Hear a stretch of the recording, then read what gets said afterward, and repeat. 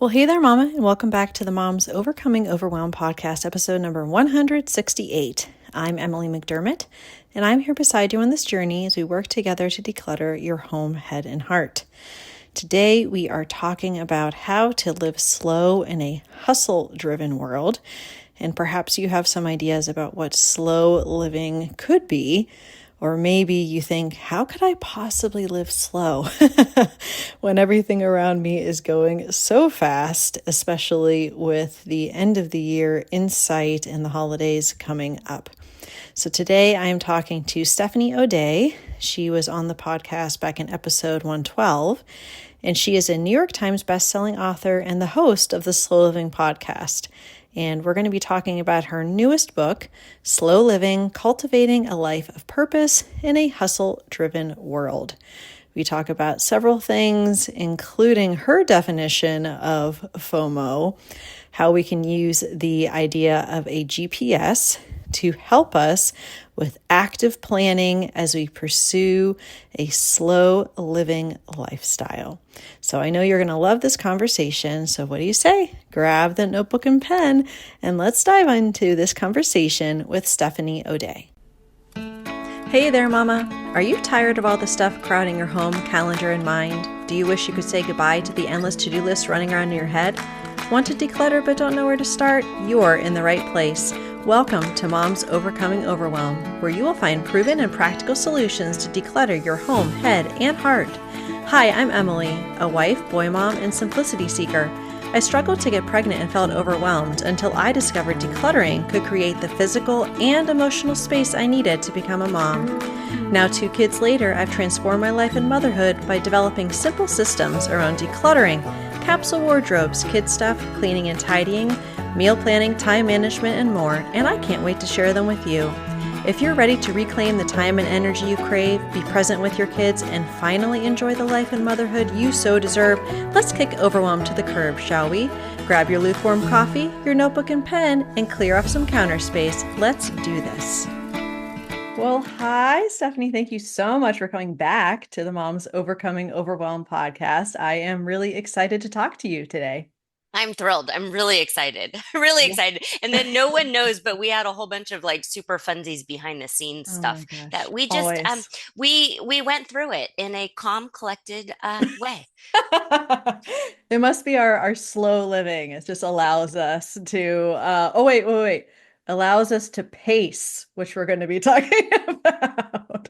I'm not going to Yeah. tell you guys what that is yet because we're going to find out. But Stephani was on episode 112, which I'll make sure to link in the show notes. And it was all about opting out of either or thinking and embracing and land, which I love. And I think about often, and it also makes an appearance in your most recent book, all about slow living. So before we jump into all the things, I would love it if you could kind of reintroduce yourself, tell us about you and your family, like who you serve, and then also what you like to do for fun.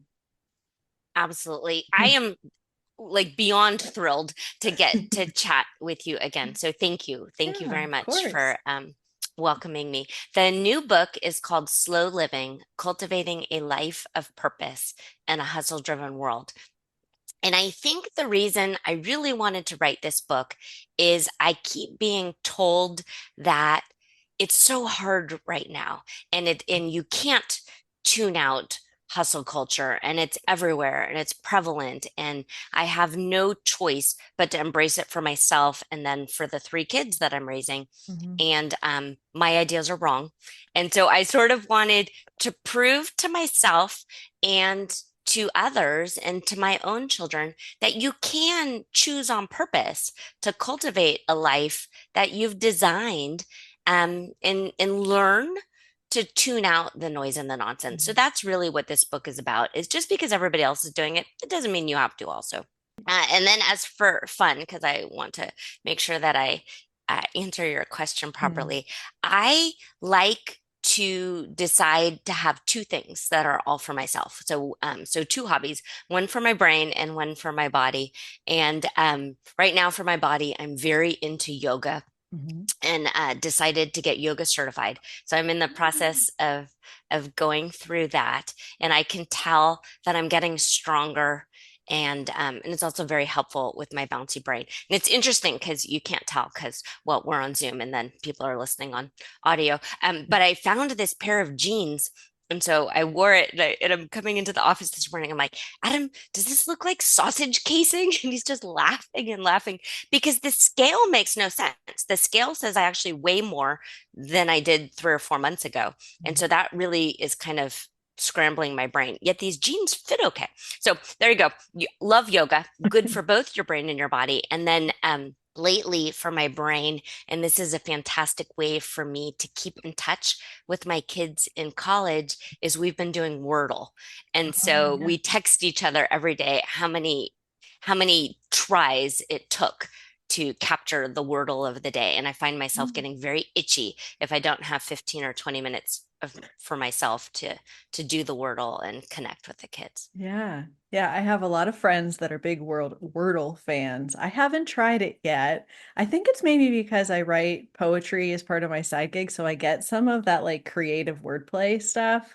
But I think that that's definitely something moving into the holidays when you want to do something kind of slower, but not check the news or social media. That yeah, then let's go ahead and do something great for our brain. So that sounds awesome. Well, when we spoke initially, we talked about kind of your foray into this that you actually started back in 2008 on slow cooking. And initially it was, okay, what's a way that I can make more time to be with my young kids? And part of it was survival, being able to like provide healthy, nutritious meals. But when you got more into the blogging, it was more from that, okay, I want to create that time freedom. And then you kind of move from slow cooking into the podcast with slow living and now this book about slow living. And I would just love it if you could tell us a little bit about that journey and what that kind of looked like for you because I know you're getting yoga certified now, but you became certified in life coaching and then you've been able to coach people in all these different areas, not just how to set and forget a crock pot. So can you tell us a little bit about your journey, please? Absolutely. And one thing I really want to point out is when you list the different things I've done, it doesn't sound slow. It doesn't sound like I think sometimes people think that slow living or choosing on purpose to live kind of a simpler life means that you're sitting around twiddling your thumbs. No, it's you get to decide what fills you up in doing those things. And that's really what I wanted to do. And it pivoted probably around 2016. I started to feel a little phony baloney writing crockpot recipes nonstop. I sort of had this voice of God, like, gosh, Steph, does the world really need another pot roast recipe? Like, it just really didn't feel authentic in my body anymore. But my book publishers wanted me to continue cranking them out. And then the Instant Pot hit the market, and they wanted me to translate all of my slow cooker recipes to the pressure cooker. And so I bought one and I goofed around with it. But I just, it didn't feel right to me. I think the tech is neat. Yes, you can cook a frozen chicken in 45 minutes and eat dinner. But I preferred planning my days and front loading them Mhm. when I was still highly caffeinated and coherent in the morning. So that's to me why the crock pot was just amazing versus the Instant Pot. Yes, the food is the same, but I just it wasn't for me. So I said no, and then I got fired.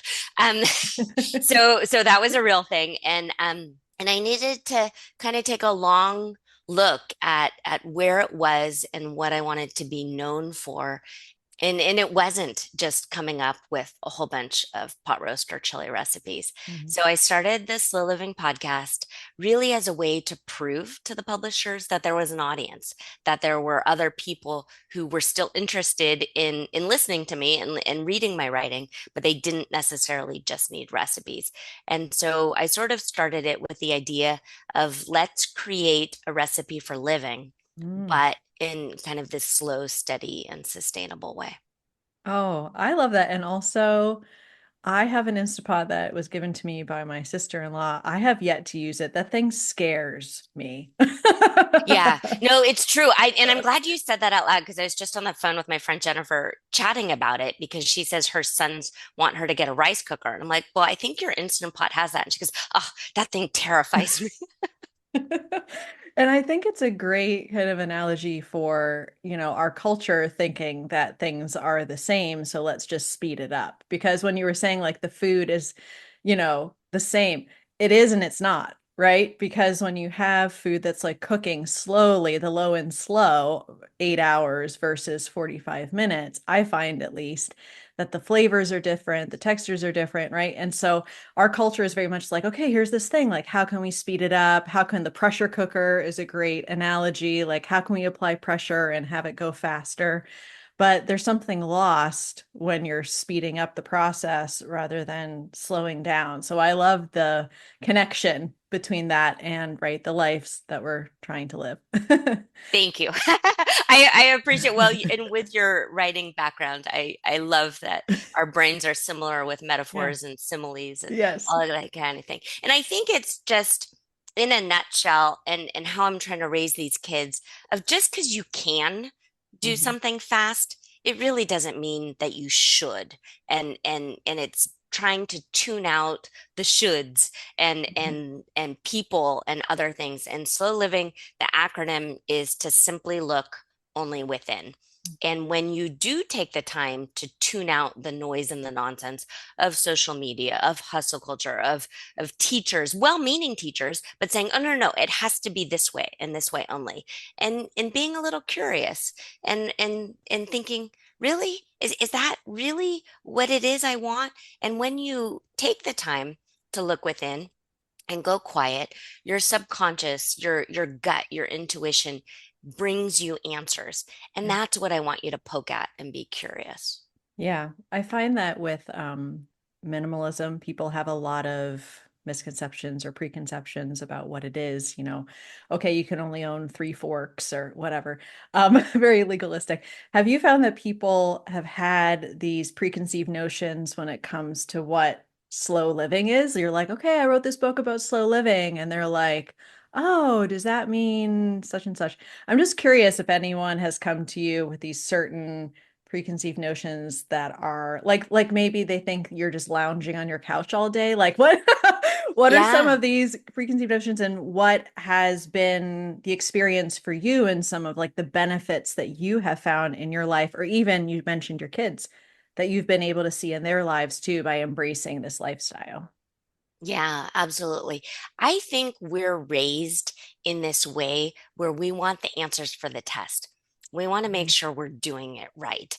And it's not our fault. We're sort of trained in a way to be kind of like glorified seals. If you perform in this way only, you will get the good grades. You will get the gold stars. You will get your metaphoric fish thrown in your mouth. And I think what I would like for you to do is to take a deep breath and really understand that it's all going to be okay.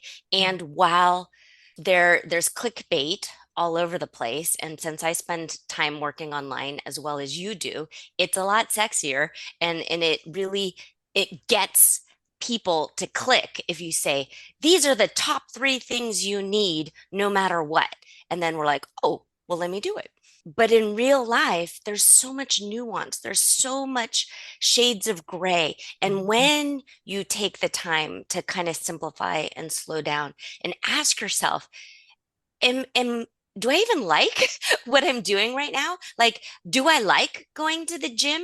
Do I like kickboxing? Or am I told this is the number one exercise women should do in their 40s? And so that's why I'm doing it. And so I want you to poke at it and and really decide what it is you're working towards. So, a great exercise to do, and maybe some people think it's morbid, but I actually kind of think it's neat, is what do you want to be known for? If Mhm. you had to write your obituary right now, what's going to be in it? And then work backwards. Yeah. I know that in my 70s, I want to crawl around on the floor with my grandchildren.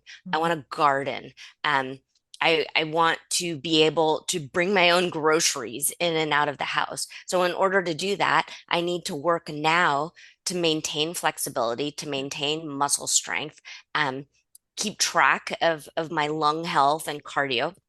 And then sometimes some people will come back and say, yeah, but like you could get hit by a bus tomorrow. You're totally right.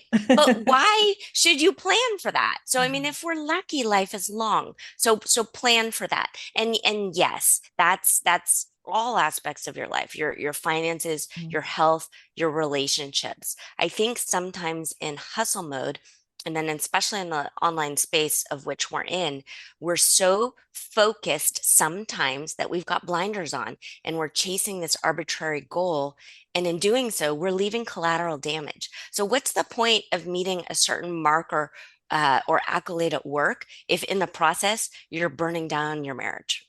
Yeah, no, I actually, I wrote an article a while ago and I have a resource, but it's actually live for your eulogy, not your obituary, because the eulogy being more like someone is at your funeral and they're standing up. And I always say about my kids that I want them to not say, like, oh, my mom was always telling me those three little words, just a minute, like to just be like thinking about the legacy that we're leaving. And sometimes the obituaries are more like, oh, she went to this school and she did this, and more like the accolades. But I also really gravitate towards Swedish death cleaning, which is also morbid, right? Or some would think. Americans think, the Swedish don't, obviously. But just being able to say to yourself, like, instead of like, okay, what's my plan in the next 5 to 10 years, looking at if I were to pass tomorrow, like what would my family have to do with all of my stuff? Like what would the legacy be that I'm leaving today if I were to leave this earth? And so I love that because I also think in that way, and that's not how most people think, especially in the US, because we like to avoid our mortality at all costs. Yeah. Well, and it's interesting, the avoidance thing is real.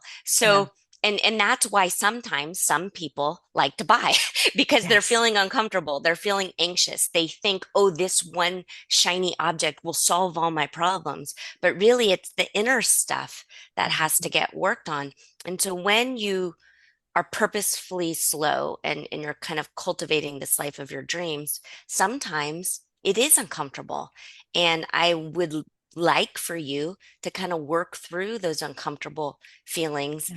and then realize, wow, I got through it without numbing out. I got through it without turning to TikTok Mhm. and turning to a bottle of wine and Mhm. avoidance techniques. And the real work is what's happening right here and right now. And especially if you have children. I Yeah. absolutely agree with the finger up just a minute because you're talking to strangers in the phone while Mhm. you've got a real live human trying to get your attention. Like that's some priority sorting that needs to happen. Yeah, and I agree with you that there's so much numbing out that happens because everything is happening so fast and then also just our pace of life. And so to be able to embrace that slower pace, you're also making room to be able to reflect, to be able to pause, to be able to kind of drown out the noise, like you said, because I find if I allow myself to just be led by the urgent all the time, I can easily do that. I can easily find everything around me that urgently needs my attention. But then you kind of go to bed at night, you're like, wait, what happened today? Like, what did and it just is kind of a blur. And then if you have every day being a blur, then that's like your life. So I really love the intention that you bring to this very well thought out book, which also includes a ton of acronyms, which I love. I'm an acronym girl. I think you have like 10 or 12, maybe more. I don't know. Yeah. But Yeah, so it started at a very young age. My grandpa was former military, and he taught me that the word snafu, which is situation, normal, all, and then bad word up, but he said the bad word out loud to me, and I was like second grade, third grade, and the idea that grown-ups could hide bad words in other words, like legit blew my mind. So I then it So if I'm bored in a meeting or if I'm stuck in a long flight, I come up with acronyms. Love So it. yes, there's a lot of acronyms in the Love it, book. love it. And there's several in there, but one that I love, we think about FOMO, the fear of missing out. I've heard of JOMO, the joy of missing out, which is kind of the flip side. But I feel like this FOMO is one of the reasons that as moms, we're so anxious and overwhelmed because there plethora of opportunities for us to feel like we are not enough, we're missing out, we need to be doing more, we are comparing ourselves constantly with other people, especially other moms. And I was wondering if you could share what your acronym for FOMO is and how it might benefit us as overwhelmed moms when we're able to shift our mindset a little bit. Yeah, absolutely. So I rewrote FOMO to figure only myself out. And a lot of it came from being in the kitchen, and my teenagers, when they were home, would say, "Oh, so and so is doing this. I have FOMO." I'm like, "What?" And like, "What?" And then I would start to poke at them. I'm like, "Do you really want to go do that?" We live in the San Francisco Bay Area, so Mhm. when I think about it, I'm like, "You really want to be dressed right now? You really want to be in downtown San Francisco? Like, really?" And it's not for a lot of us, when we take the time to actually ask ourselves these questions and figure only myself out, we think like you can have two ideas. You can have the idea of that is great for them, Mhm. good for them. But I'm actually fully content here in my SpongeBob SquarePants pajama pants and my cozy slippers and reading a book. So good for them, enjoy. But for me, I'm doing what feels right for me. And that's what the FOMO, the rewritten Mhm. FOMO is all about. And it comes up often, especially with some of my coaching clients, is there we talk a lot about finances and deciding what you want your future, like we had Mhm. discussed earlier, 70s. In order to do that, you have to at times delay gratification, and you have to save more than you spend. And sometimes those feelings of inadequacy just sort of fester up. And so I want you to pay attention to them. Don't dismiss them. Don't kind of shove them aside. That's sort of leaning into that toxic positivity movement, which so so opposed to. I want you to feel all of the feelings, but then act on the facts. So you can feel uncomfortable and also know, but that's okay, because instead of spending money on this vacation, we're putting it into future retirement, and then that account Yeah. is making baby money, which actually will end up being better in the long run. Yeah, that kind of reminds me of our previous conversation about and land, that we're so fixated on this either or sometimes all or nothing thinking. And then it's like, no, you can have both things be true. Like I've told people, on the decluttering side, you can be a frugal person that cares about how much things cost and then also realize that something isn't serving you that you paid a lot of money for, and you can let that go. And so people, though, they have a hard time with that because it's sort of like not our intuitive thinking, but that's also not the message that we're receiving. Like the ads are like, you're not enough, you need this. This is the answer. It's all or nothing. And so I think that that's a great example of living in and land, our favorite place to be, right? Yeah. Well, and also, if you had to evacuate right now and you had no choice, chances are there's very, very Yeah. few things you would take. You need the people, Hmm. and people come first, not things. Yeah, exactly. Okay, so I have a confession. I really don't like planning. So I don't even I believe that as a minimalist. I know you would think so, right? I think it's my perfectionist tendencies. It's Mm. that if I get the planner and then I don't fill out the planner, then I feel like I've failed planning. But there was one quote in the book that really stuck out to me, and I was like, huh, I've never thought of it that way. And you said planning ahead to actively be slow is one of the best tools and suggestions I can offer you. I'm like, planning ahead to be slow. Like, that's not what usually people think of. They might think, like, okay, I've done all this work and now I can be slow. Like, now I can rest. So, can you explain, and using the GPS concept, which is also super helpful, kind of like how planning ahead to be slow, like what that looks like and how we can kind of plan where we're going without getting really overwhelmed in the details like I do. Absolutely. So Mhm. first off, I want to acknowledge that you definitely do plan Yeah. and utilize time blocking because you sent me a Google invite. So you're already using a planner. So Correct. so so don't dismiss how amazing you are. You're Oh, doing a lot of things and you're doing them very well and you are not missing deadlines. So thank you. you're doing great. The metaphor of the GPS is I want you to envision where it is you want to go. And most of us, and that can honestly be a feeling. And most of us don't want to feel frantic or overwhelmed or burnt out. Most of us want to feel calm, content, at peace, proud of ourselves. So if that's the feeling that you're headed towards, that's how you end up planning out your days. I like to use time blocking. Mhm. I write about it a lot in the book, and sometimes people get really overwhelmed because they want to, like, quote unquote, do time blocking properly and the correct way. We all were raised with time blocking. If we went through education, Mhm. the bell rang and we had to move on from math and go to English, even if we weren't done with math. That's time blocking. Yeah. When I worked from home, sometimes I had this debilitating thought of, I'll have fun when the work is done.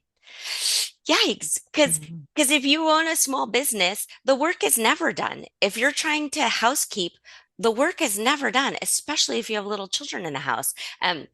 A friend of mine said that housekeeping with toddlers was like trying to brush your teeth while also eating Oreos. Like you just get, like, at some point you have to move on. Mhm. And so yes, I want you to utilize timers and set yourself up for success. So for me, because I do multitask, I think sometimes people give multitasking a bad name, but I am perfectly happy to binge watch The Real Housewives for hours and hours and hours and also fold laundry. Yeah. So I'm quote unquote being productive, but I'm also pretty much goofing off.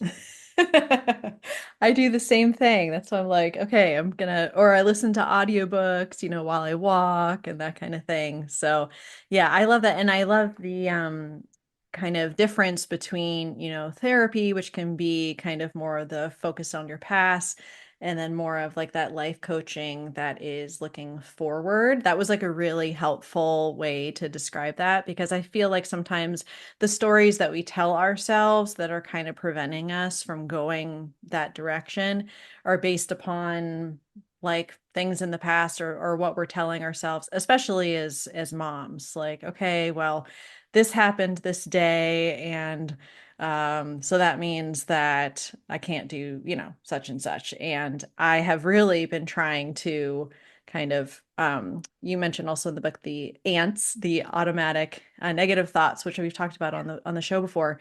But when you see those scouter ants, like the ones that are first coming into your home, you have to get rid of those first, because then it's just going to be this storm of additional negative thoughts. So that was very helpful for me to be able to be like, oh yeah, that's how ants work.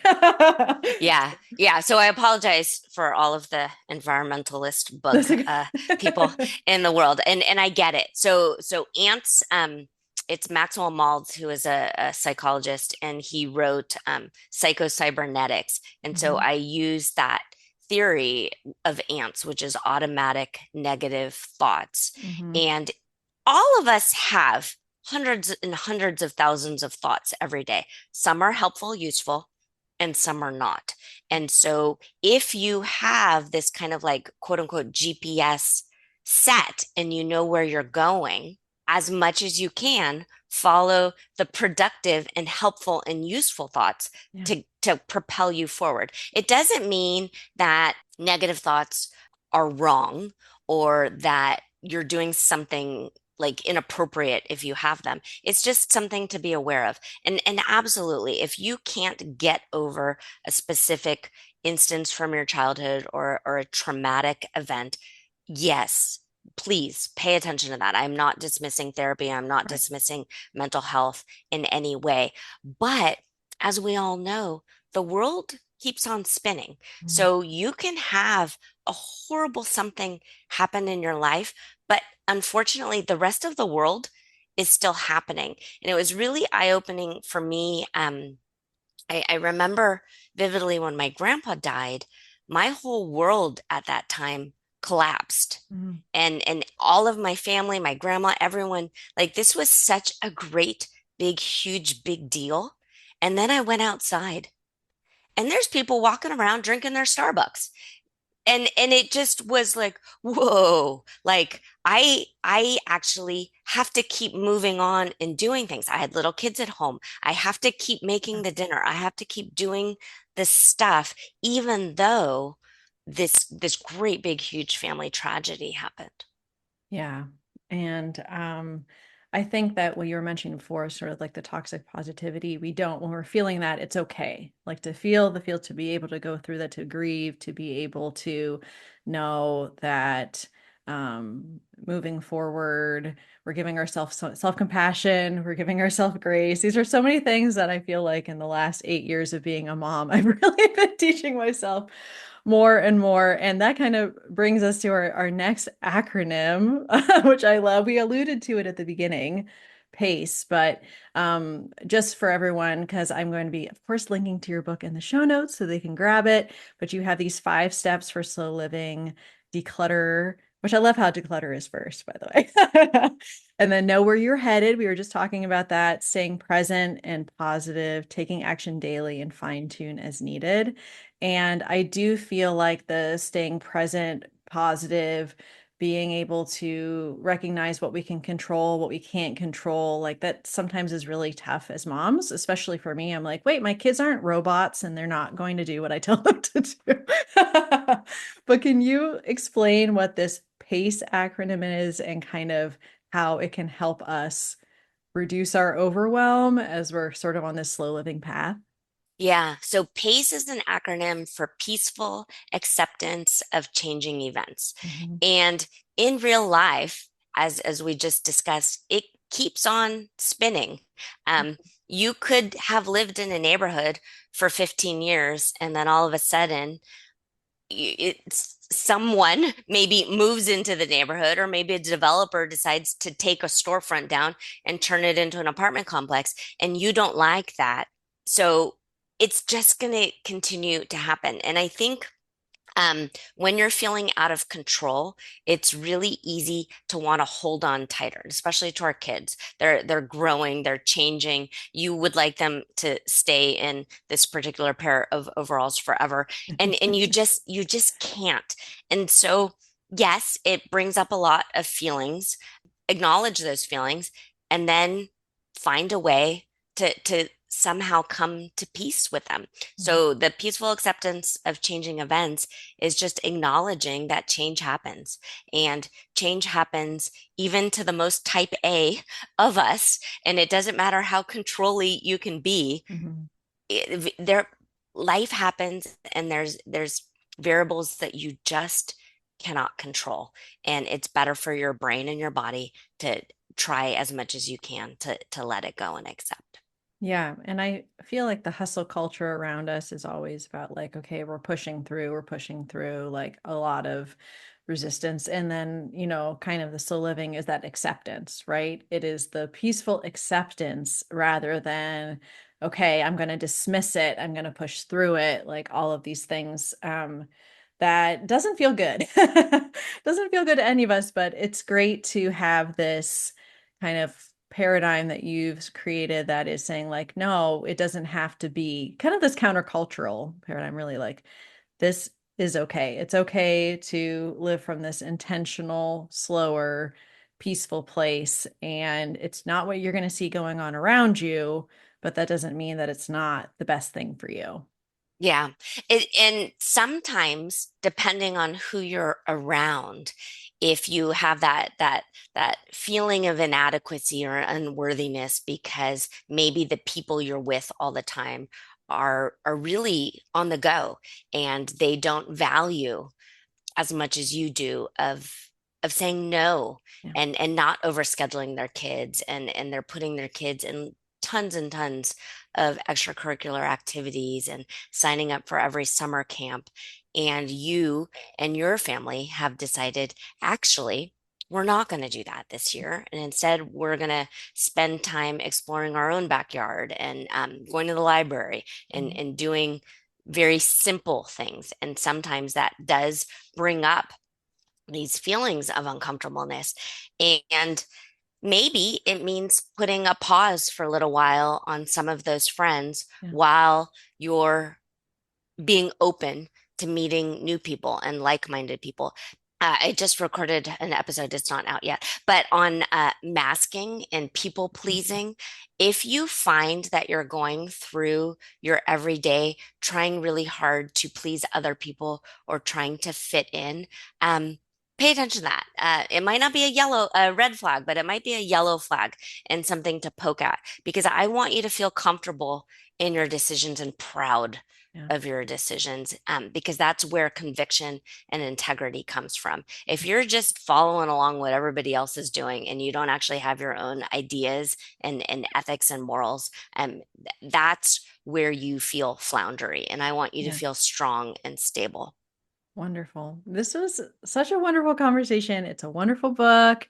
And like I said, we'll make sure to link to it in the show notes. But can you let everyone know, I guess, I assume you can get the book anywhere, but where they can get the book and how the best way is to connect with you? Yeah, absolutely. So the book is called Slow Living, Cultivating a Life of Purpose in a Hustle-Driven World. And yes, it's wherever books are sold. You can find it online. I'm Stephanie O'Day. Emmy's been on my podcast. Um, I I think you are wonderful, Oh, and I truly enjoy tuning in and I look at podcasts and going on long walks with friends in my earbuds mhm. as a way to to honor myself and do self-care. So Yeah. I like your podcast and Thank you. I'm so thankful that you Same. had me on. Yeah. Well, thank you so much and really appreciate your time. If you like today's podcast, here's what you can do. Just take 30 seconds to leave me a review. I know you're a busy mama, you're overwhelmed, in fact, but 30 seconds of your day makes such an impact. I'll be blessed by your words, they'll definitely make my day. And who knows, you might be entered for this month's giveaway. In Apple Podcasts, scroll down to write a review. Thanks so much for your time. I'm so grateful for you.